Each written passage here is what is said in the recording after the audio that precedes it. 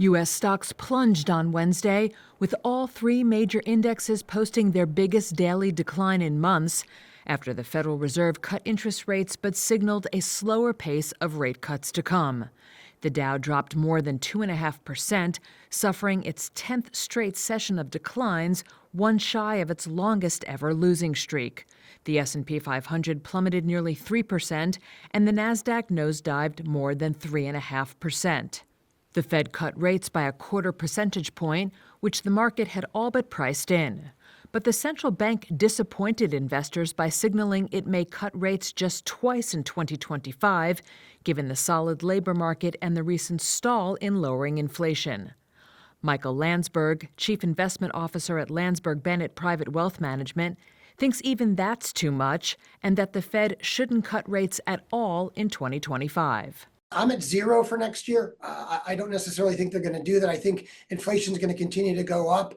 I don't think it's going to go up to 9% or anything, but it's going in the opposite direction of what the Fed wants it to do.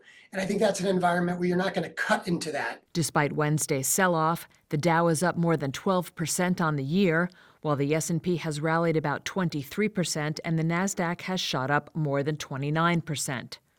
Shares of cryptocurrency-related companies were some of the hardest hit on Wednesday after Fed Chair Jerome Powell threw cold water on President-elect Donald Trump's potential plan of creating a national Bitcoin reserve. In his Wednesday press conference, Powell said the central bank is not allowed to own Bitcoin and is not seeking a law change in order to do so. Shares of Bitcoin proxy MicroStrategy tumbled 9.5%, while Bitcoin miners Mara Holdings and Riot Platforms plunged more than 12% and 14%, respectively. Small-cap stocks, seen as benefiting from a lower-rate environment, also fell after the Fed's outlook, with the small-cap Russell 2000 index shedding 4.4%, its biggest drop since June of 2022.